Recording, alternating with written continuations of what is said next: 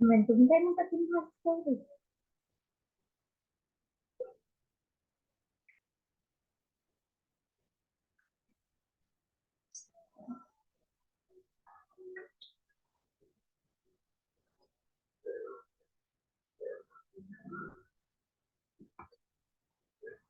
Baiklah, perkenalkan nama saya Yudika Purba dengan NIM 2104040021. Di sini saya akan mempresentasikan analisis gramatikal pada cerpen matinya seorang demonstran karya Agus Nur. Kohesi gramatikal adalah pelambangan kohesi yang terlibat pada penggunaan unsur pada kaidah bahasa. Sistematis susunan kohesi gramatikal yang piranti digunakan agar dapat mengaitkan sebuah antar kalimat yang terbatas di antara ragamnya. Analisis sebuah wacana jika dilihat dari segi bentuk atau struktur wacana yang disebut aspek gramatikal.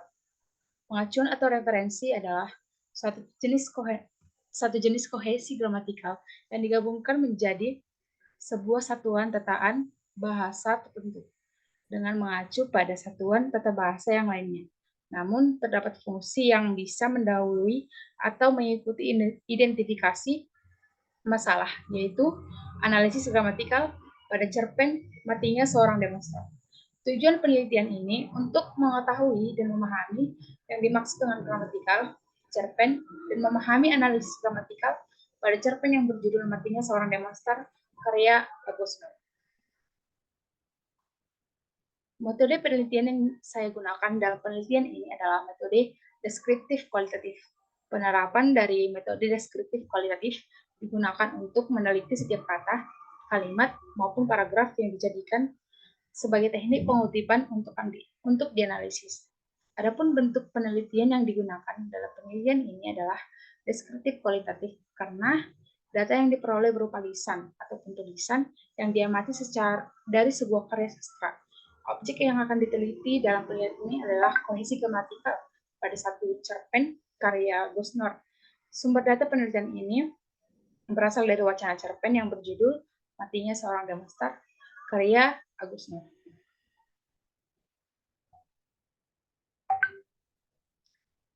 Menurut Halliday dan Hasan dalam bukunya yang berjudul Rani tahun 2004, unsur kohesi itu terdiri atas dua macam, yaitu unsur gramatikal dan leksikal.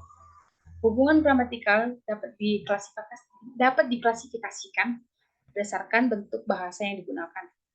Hubungan gramatikal selanjutnya dibedakan menjadi referensi, substitusi, dan elips. Sedangkan hubungan leksial dapat diciptakan dengan pelambangan kohesi yang dilibatkan dalam komponen penggunaan unsur pada sebuah kaidah bahasa disebut dengan kohesi gramatikal.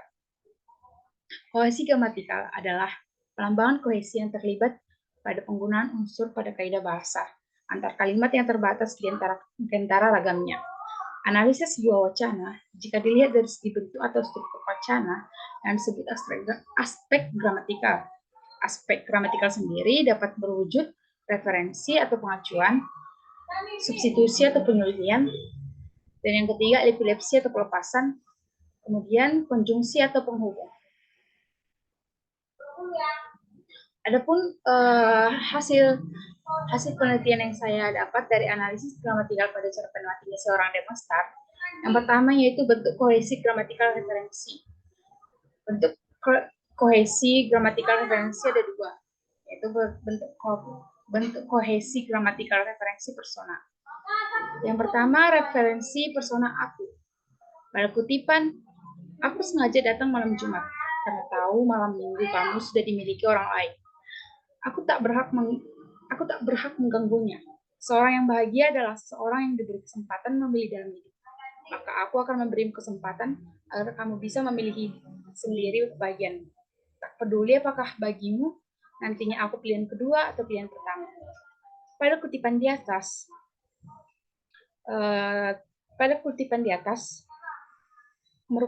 aku merupakan kata ganti persona pertama tunggal.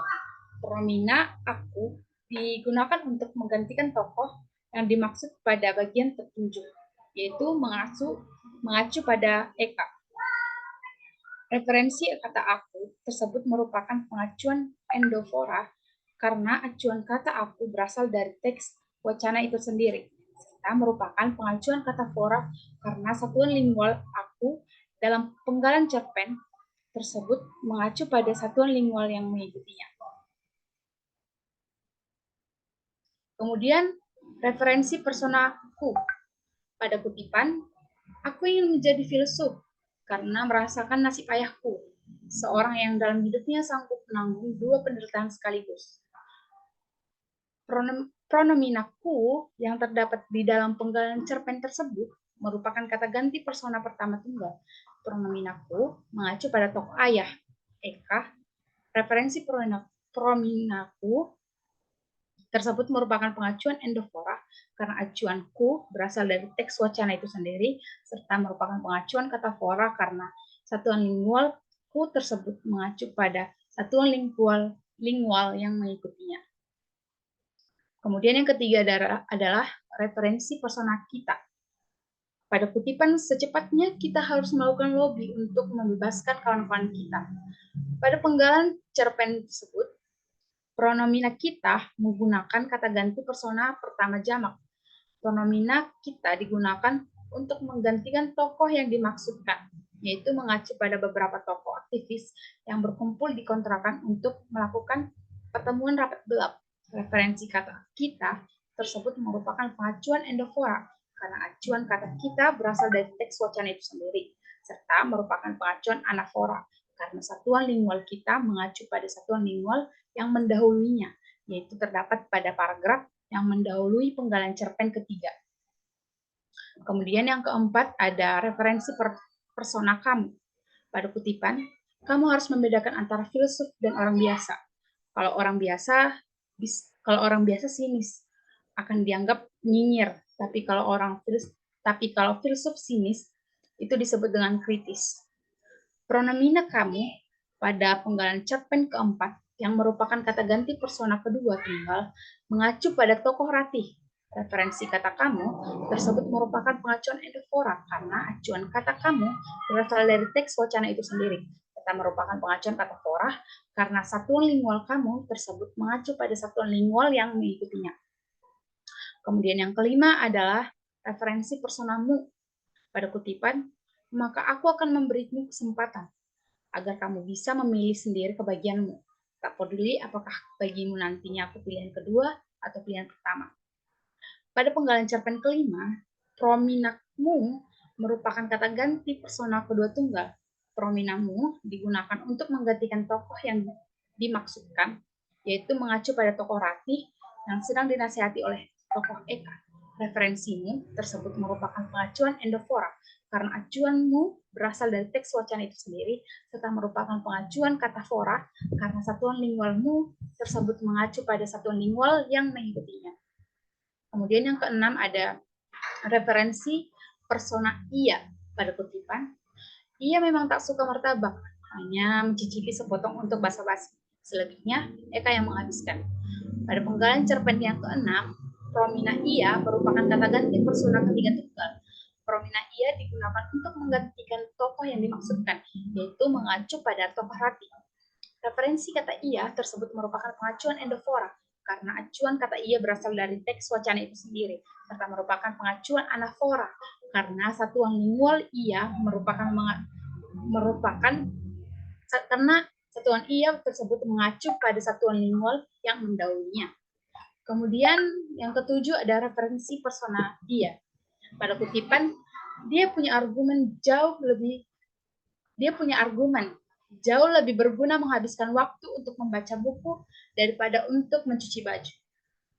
Pada penggalan cerpen ketujuh, promina dia merupakan kata ganti persona ketiga tunggal. Promina dia digunakan untuk menggantikan tokoh yang dimaksudkan, yaitu mengacu pada Eka. Referensi kata dia tersebut merupakan pengacuan endofora, karena acuan kata dia berasal dari teks wacana itu sendiri, serta merupakan pengacuan anafora karena satuan lingual dia mengacu pada satuan lingual yang mendahulunya. Kemudian yang ke-8 adalah personanya. Pada kutipan, seorang mahasiswa yang sedang memotret dihajar puluhan aparat, tubuhnya yang sudah terkapar terus ditendang, kameranya diinjak-injak. Pada penggalan cerpen ke-8, prominanya merupakan kata ganti persona ketiga tunggal. Pronominanya digunakan untuk menggantikan tokoh yang dimaksudkan, yaitu mengacu pada seorang mahasiswa. Referensinya tersebut merupakan pengacuan endofora karena pengacuan endofora karena acuannya berasal dari teks wacana itu sendiri, serta merupakan pengacuan anafora karena satuan lingualnya tersebut mengacu pada satuan lingual yang mendahulunya. Kemudian yang ke-9 ada persona mereka. Pada kutipan, beberapa aktivis segera berkumpul di rumah kontrakan di Gang Rode yang sering dijadikan tempat pertemuan rapat gelap, istilah mereka dalam suasana penuh kecurigaan. Pada penggalan cerpen yang ke-6, pronomina mereka merupakan kata ganti persona ketiga jamak. Pronomina mereka digunakan untuk menggantikan tokoh yang dimaksudkan, yaitu mengacu pada aktivis-aktivis yang mengadakan pertemuan di sebuah kontrakan demi meminta kebebasan kepada kawan-kawannya, demi meminta kebebasan kawan-kawan mahasiswanya. Referensi kata mereka tersebut merupakan pengacuan endofora, karena acuan kata mereka berasal dari teks wacana itu sendiri, serta merupakan pengacuan anafora, karena satuan lingual mereka tersebut mengacu pada satuan lingual yang mendahulunya. Kemudian bentuk kohesi referensi jenis kedua yaitu bentuk kohesi referensi gramatikal demonstratif. Adapun jenis kohesi referensi gramatikal demonstratif yang terdapat pada cerpen matinya seorang demonstran. Yang pertama yaitu referensi demonstratif dulu. Pada kutipan, telah banyak yang berubah. Ada lagi deretan kios koran, warung gado-gado, dan penjualan bensin eceran di pojokan. Bangunan kuno asrama mahasiswa yang dulu berada di sisi kanan telah menjadi ruko bergaya modern. Waktu mengubah gedung-gedung, tapi tidak mampu mengubah kenangannya. Pada penggalan cerpen yang ke-10, terdapat bentuk referensi demonstratif dulu. Kata keterangan tersebut digunakan untuk menunjukkan waktu, yaitu masa lampau ketika tokoh Ratih masih tinggal di kota kelahirannya dengan segudang kenangan yang ada dan yang tak bisa ia lupakan saat melewati hari-hari dengan dua lelaki yang dia sukai, namun akhirnya mati semasa revolusi. Kata keterangan waktu dulu pada penggalan cerpen yang ke-10 merupakan pengacuan endofora, karena acuan kata keterangan tersebut berasal dari dalam teks itu sendiri. Selanjutnya, pengacuan kata dulu pada penggalan cerpen yang ke-10 bersifat anaforis, karena satuan lingual mengacu pada satuan lingual yang mendahulunya. Kemudian, referensi demonstratif malam itu. Pada kutipan, malam itu Ratih merasakan badan Eka hangat dan gemetar. Eka tak bisa menyembunyikan kegugupan ketika mulai menciumnya. Ratih tahu itu bukan kegugupan laki-laki yang baru tidur pertama kali dengan perempuan. Pada penggalan cerpen ke-11 terdapat bentuk referensi demonstratif malam itu. Kata keterangan tersebut digunakan untuk menunjukkan waktu, yaitu suatu malam ketika tokoh Ratih pertama kali menginap di kosan Eka, dikarenakan mereka pulang larut malam seusai mengikuti pertemuan rapat gelap beberapa aktivis. Kata keterangan waktu malam itu pada penggalan cerpen ke-11 merupakan pengacuan endofora, karena acuan kata keterangan tersebut berasal dari dalam teks tersebut. Selanjutnya, pengacuan kata malam itu pada penggalan cerpen ke-11 bersifat anaforis, karena satuan lingualnya mengikuti satuan lingual yang mendahulunya. Kemudian referensi demonstratif subuh itu. Pada kutipan, Ratih juga tak lagi bertemu Eka setelah bentrokan yang terus-menerus berlangsung hingga subuh itu. Tak ada yang tahu kemana Eka kawan-kawannya yakin tak ada yang tahu kemana Eka. Kawan-kawannya yakin Eka diculik dan tak jelas nasibnya. Pada penggalan cerpen yang ke-12 terdapat bentuk referensi demonstratif subuh itu. Kata keterangan tersebut digunakan untuk menunjukkan waktu, yaitu suatu subuh ketika tokoh Ratih mengetahui bahwa Arman kekasihnya telah mati tertembak peluru nyasar di saat bentrokan kian memanas. Saat itu pula Ratih tak pernah bertemu Eka yang diketahui awalnya dia ikut mengambil bagian dalam bentrokan besar-besaran saat itu. Kata keterangan waktu subuh itu pada penggalan cerpen yang ke-12 merupakan pengacuan endeavor karena acuan kata keterangan tersebut berasal dari dalam teks itu sendiri. Selanjutnya pengacuan kata subuh itu pada penggalan cerpen yang ke-12 bersifat anaforis karena satuan lingualnya mengikuti satuan lingual yang mendahulunya. Kemudian yang ke-13 yaitu referensi demonstratif gini. Pada kutipan, dulu ia mengenal jalan ini sebagai Jalan Sutowijaya, kini bernama Jalan Munarman. Pecundang memang seringkali lebih beruntung. Pada penggalan cerpen yang ke-13 terdapat bentuk referensi demonstratif kini. Kata keterangan tersebut digunakan untuk menunjukkan waktu, yaitu pasca revolusi, yang pada saat itu terjadi banyak bentrokan yang mengakibatkan banyak mahasiswa hilang atau bahkan mati karena disekap, lalu disiksa atau sengaja tertembak alih-alih untuk menenangkan masa kenyataannya sebaliknya. Kejadian itu pula yang membuat tokoh Ratih kehilangan dua lelaki yang disukainya. Namun kedua lelaki tersebut mati dengan alasan yang berbeda. Lelaki bernama Arman mati karena tertembak peluru nyasar sesaat setelah bersembunyi dan menghindari bentrokan. Sedangkan lelaki bernama Eka menghilang dan tak pernah ditemukan semenjak ia turut mengambil peran besar dalam bentrok yang sekaligus menuntut kebebasan teman-teman mahasiswanya. Meskipun sudah lama berlalu, kenangan yang dilalui Ratih bersama kedua lelaki tersebut tak akan hilang walau waktu telah mengubah banyak tempat di kota tersebut. Kemudian bentuk kohesi gramatikal elips. Adapun kutipannya yaitu Ratih ingat ketika Eka mengantarnya pulang setelah menonton pertunjukan teater di auditorium Fakultas Filsafat. Epilepsi merupakan penghapusan elemen yang dirasa tidak perlu karena telah diucapkan pada kalimat sebelumnya.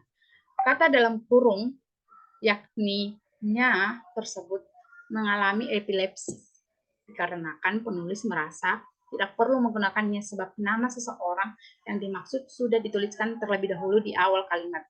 Meskipun tidak dituliskan, makna wacana tetap tidak berubah lewat penyajiannya yang lebih ringkas. Kemudian bentuk kohesi gramatikal konjungsi. Bentuk kohesi gramatikal konjungsi yang terdapat pada cerpen matinya seorang demonstran terdapat dua konjungsi. Yang pertama itu konjungsi aditif dan. Pada kutipan, mobil ia tinggalkan dan segera berlari menyelamatkan diri. Menurut Martin dan Rose, tahun 2003, konjungsi aditif ialah kata penghubung yang menjelaskan penambah.